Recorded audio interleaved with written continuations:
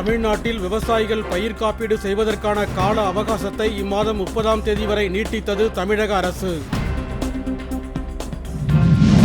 வன்னியர் உள் இடஒதுக்கீடு போராட்டத்தில் நமது வலியையும் வலிமையையும் சமூக அநீதியாளர்களுக்கு புரிய வைப்போம். பாட்டாளி சொந்தங்களுக்கு அன்புமணி மடல். கடலூர் சிப்காட் அருகே புதிதாக தொழிற்பூங்கா அமைக்க எதிர்ப்பு. கிராம மக்கள் கருப்பு கொடியேற்றி போராட்டம்.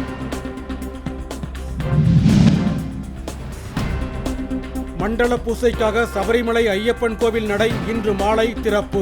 நாளை காலை முதல் பக்தர்களுக்கு அனுமதி.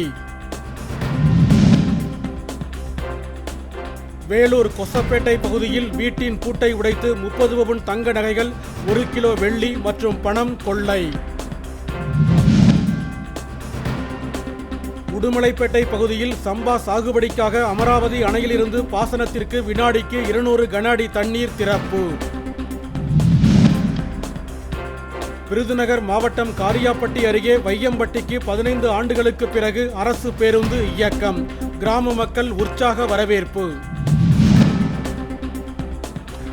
கேரள மாநிலம் மூணாறு அருகே தேவிக்குளம் சுங்கச்சாவடியில் உலா வந்த காட்டு யானைகள்.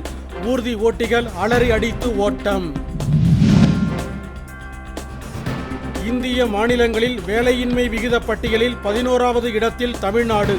கடந்த காலாண்டை விட குறைவு என தகவல்.